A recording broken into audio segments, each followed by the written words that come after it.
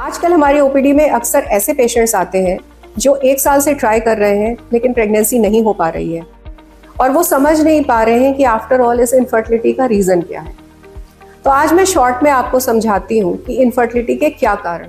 30% infertile couples में female factors responsible होते हैं, 30% में मेल फैक्टर्स रिस्पॉन्सिबल होते हैं, लगभग 30% में combined male and female factors and 10 to 15% cases में अनएक्सप्लेन्ड इनफर्टिलिटी। फीमेल फैक्टर्स यानी महिलाओं में वो कौन सी बीमारियां हैं जिसकी वजह से प्रेगनेंसी कंसीव नहीं हो रही है। ये ओव्यूलेशन डिसऑर्डर्स हो सकते हैं, मतलब एग का ओवरी से रिलीज ना होना। हार्मोनल फैक्टर्स हो सकते हैं जैसे थायराइड प्रॉब्लम्स या पीसीओ या प्रोलैक्टिन का बढ़े होना या ओवेरियन रिजर्व का कम होना।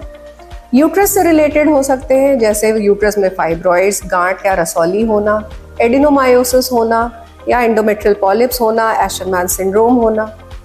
ट्यूब से रिलेटेड हो सकते हैं जिसमें कि ट्यूब्स ब्लॉक हो जाते हैं या तो एक साइड या दोनों साइड। मेल्स की, पुरुषों की बात करें तो उनमें स्पर्म की मोटिलिटी कम होना, स्पर्म का काउंट कम होना, ये कॉमन देखे गए फैक्टर्स हैं।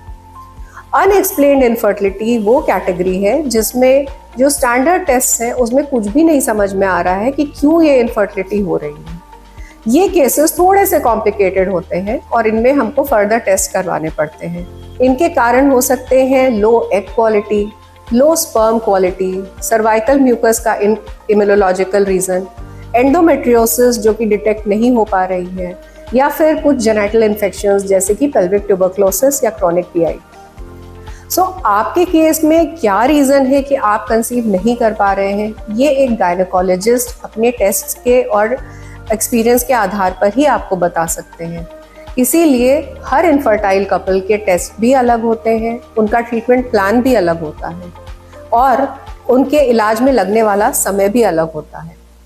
इसलिए इनफर्टाइल कपल्स को as a common ground husband wife दोनों को गायनेकोलॉजिस्ट के पास आना चाहिए और अपने प्रॉपर टेस्ट करवाने के बाद ये जानने की कोशिश करनी चाहिए कि इनफर्टिलिटी किस कारण से है, तभी उनका सफल इलाज हो सकेगा। Thank you.